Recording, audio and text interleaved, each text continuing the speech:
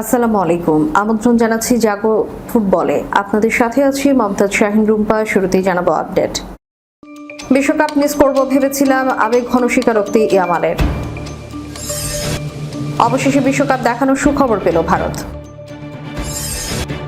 আর্জেন্টিনার প্রতিপক্ষ আলজেরিয়ার বিশ্বকাপ দলে জিডান পুত্র। পাকিস্তানকে রুখে দিল 10 জনের বাংলাদেশ। অবসরের ঘোষণা দিলেন সবচেয়ে বেশি প্রিমিয়ার লিগ খেলা ফুটবলার। এবার বিস্তারিত। আসন্ন বিশ্বকাপে নজর রাখতে হবে এমন ফুটবলারদের তালিকায় শুরুর দিকেই থাকবে লামিনে ইয়ামালের নাম। বার্সেলোনার এই তরুণ তারকাকে কেন্দ্র করে দ্বিতীয়বারের মতো বিশ্ব চ্যাম্পিয়ন হওয়ার স্বপ্ন দেখছে স্পেন। কিন্তু ক্লাবের হয়ে খেলতে গিয়ে হ্যামস্ট্রিং ইনজুরিতে পড়ে বর্তমানে মাঠের বাইরে এই 18 বছর বয়সী উইঙ্গার। পুরোপুরি ফিট না হওয়া সত্ত্বেও স্পেন তাকে স্কোয়াডে রাখলেও একটা সময় বিশ্বকাপ মিস করার আশঙ্কায় ছিলেন ইয়ামাল। এমনকি সময় মতো সুস্থ হতে পারবেন কিনা তা নিয়েও ছিলেন ভীষণ দুশ্চিন্তায়।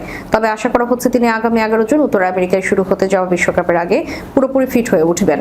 বার্সেলোনার হয়ে গত 22 এপ্রিল স্প্যানিশ লিগের ম্যাচে স্পট কিকে গোল করার সময় তিনি বাম হ্যামস্ট্রিংয়ে চোট পান। স্প্যানিশ ফুটবল ফেডারেশনকে দেওয়া এক সাক্ষাৎকারে ইয়ামাল বলেন, আমি আগে কখনো এমন হ্যামস্ট্রিং ইনজুরিতে পড়িনি, তাই বুঝতে পারছিলাম এটা ছোট কিছু নয়। আমার ভয় ছিল এটা গুরুতর কিছু হতে পারে বা আবার ফিরে আসতে পারে, আর আমি বিশ্বকাপ মিস করব। মাত্র 18 বছর বয়সী এই ফরওয়ার্ড সেল্টা ভিগোর বিপক্ষে ম্যাচে প্রথমার্ধে পেনাল্টি থেকে গোল করার পরেই চোট পান। গোল করার পর তিনি বেঞ্চের দিকে ইশারা করে বোঝান যে তিনি আঘাত পেয়েছেন এবং পরে মাঠে পড়ে যান। তিনি বলেন, আমি সেই মুহূর্তটা মনে করতে পারি যখন আমি ইনজুরিতে পড়ি। আমি ভেতরে প্রার্থনা করছিলাম যেন এটা গুরুতর না হয়, হয়তো শুধু ক্র্যাম্প বা ছোট কিছু, কারণ বিশ্বকাপ খুব কাছে ছিল।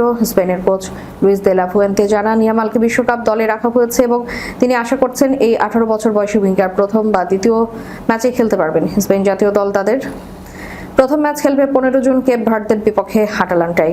এরপর 21 জুন সৌদি আরবের বিপক্ষে এবং 26 জুন মেক্সিকোর উরুগুয়ের মুখোমুখি হবে। ইয়ামাল স্পেনের দলের অন্যতম গুরুত্বপূর্ণ খেলোয়াড় হিসেবে বিবেচিত হচ্ছেন। স্পেন 2010 সালের প্রথমবারের মতো বিশ্বকাপ জিতেছিল। তিনি আরো বলেন, অবশেষে সেই মুহূর্ত এসে গেছে। ইউরোপিয়ান চ্যাম্পিয়নশিপ হওয়ার পর থেকেই আমরা এই দিনটার জন্য অপেক্ষা করেছিলাম। আমরা ইউরোপিয়ান চ্যাম্পিয়ন হিসেবে টুর্নামেন্টে যাচ্ছি এবং সর্বোচ্চটা দেওয়ার চেষ্টা করব। স্পেন গত শনিবার মাদ্রিদে বিশ্বকাপ প্রস্তুতি শুরু করবে। পরদিন প্রায় 2000 সমর্থক দলের প্রথম অনুশীলন সেশনে দেখতে উপস্থিত ছিলেন। ফুটবল বিশ্বকাপ শুরু হতে মাত্র আর 9 দিন বাকি। সবকিছু ঠিক থাকলে আগামী 11 জুন মাঠে গড়াবে ফিফা বিশ্বকাপ। ফুটবল বিশ্বকাপ ভারতে সরাসরি দেখাবে জি এন্টারটেইনমেন্ট। সোমবার জি এন্টারটেইনমেন্টের কর্তৃপক্ষ আনুষ্ঠানিকভাবে জানিয়েছে তারা 2026 ফিফা বিশ্বকাপ এবং 2034 সাল পর্যন্ত আরো 38টি ফিফা ইভেন্ট সম্প্রচারের সত্ত্ব পেয়েছে। চুক্তির আর্থিক শর্তাবলী প্রকাশ করেনি প্রতিষ্ঠানটি, তবে ভারতীয় গণমাধ্যমের দাবি এই চুক্তির মূল 30 থেকে 35 মিলিয়ন মার্কিন ডলারের মধ্যে হতে পারে। এতে ভারত জুড়ে বেশ স্বল্প মূল্যেই ফুটবল বিশ্বকাপ দেখার সুযোগ পাচ্ছেন ক্রীড়া প্রেমীরা।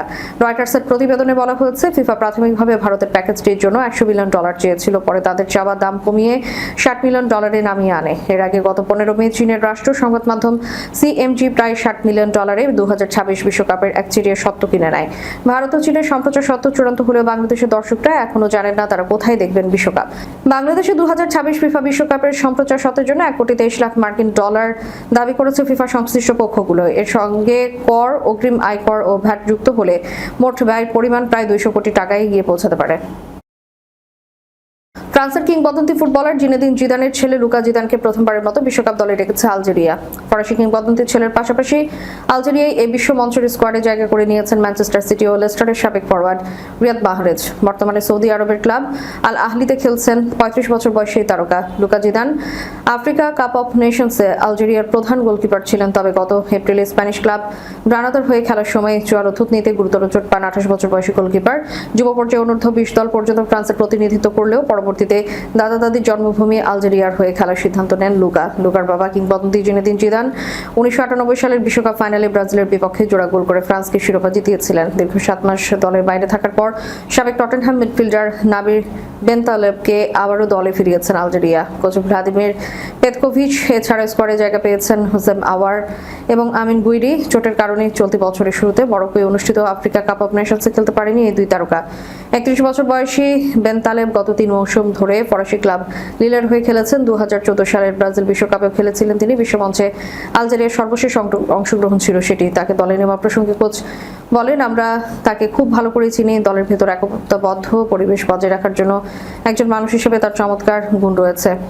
আসন্ন বিশ্বকাপ গ্রুপ জেতে লড়বে আলজেরিয়া, যেখানে তাদের অন্য 3 প্রতিপক্ষ বর্তমান বিশ্ব চ্যাম্পিয়ন আর্জেন্টিনা, অস্ট্রিয়া এবং জর্ডান।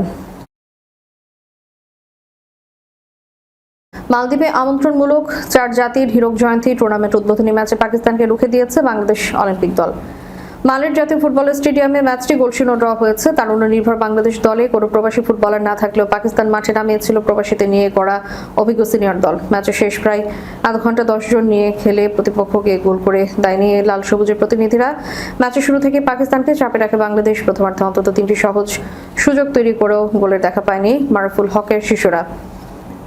মূলত দক্ষ ফিনিশারের অভাবে এগিয়ে যাওয়া সম্ভব হয়নি। অন্যদিকে বাংলাদেশের রক্ষণভাগ ছিল দুর্ভেদ্য, ফলে পাকিস্তানও তেমন কোনো সুযোগ তৈরি করতে পারেনি। 62 মিনিটে লাল কার্ড দেখে মাঠ ছাড়েন বাংলাদেশের মঞ্জুরুল হক মানিক। তবে এর আগে পাকিস্তানের গোলরক্ষক ও এক খেলোয়াড় বাংলাদেশের এক খেলোয়াড়কে ধাক্কা দিলে রেফারি তা আমলে নেয়নি। বিষয়টি নিয়ে বাংলাদেশি খেলোয়াড়রা প্রতিবাদ করলেও সিদ্ধান্ত পরিবর্তন হয়নি। একজন কম নিয়ে খেলতে বাধ্য হওয়ার পর বাংলাদেশের উপর চাপ বাড়ায় পাকিস্তান। 66 মিনিটে আলী হায়দার দারুণ দক্ষতায় রুখে দেন গোলরক্ষক শ্রাবণ। দ্বিতীয়ার্ধে আরও কয়েকটি গুরুতর সেভ করে দলকে গোল হজমের হাত থেকে বাঁচান।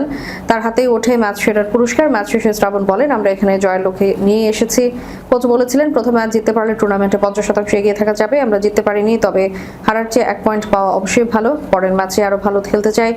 বাংলাদেশ দলের ম্যানেজার শাহিন হাসান বলেছেন, আজকের ম্যাচে রেফারিং খুবই হতাশাজনক ছিল। আমাদের খেলোয়াড়কে যে লাল কার্ড দেখানো হয়েছে সেটি যথার্থ ছিল না। এর আগে পাকিস্তানের খেলোয়াড়রা ফাউল করলেও তাদের কাউকে লাল কার্ড দেখানো হয়নি। তারপর আমাদের ছেলেরা দারুণ খেলেছে, শুধু গোলটাই পাওয়া হয়নি।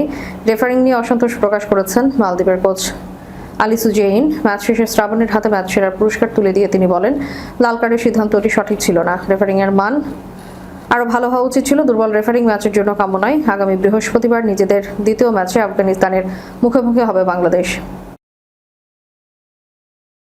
ইংল্যান্ডের সাবেক মিডফিল্ডার জেমস মিলার ফুটবল থেকে অবসরের ঘোষণা দিয়েছেন। 40 বছর বয়সী মিলারের গত 3 মৌসুম খেলেছেন ব্রাইটনের হয়ে। লিডস ইউনাইটেডে ক্যারিয়ার শুরু করা এই মিডফিল্ডার প্রিমিয়ার লিগে খেলেছেন টানা 24 মৌসুম। গত ফেব্রুয়ারিতে ব্রেন্টফোর্ডের বিপক্ষে ব্রাইটনের হয়ে খেলতে নেমে প্রিমিয়ার লিগ সবচেয়ে বেশি ম্যাচ খেলা রেকর্ড করেছেন।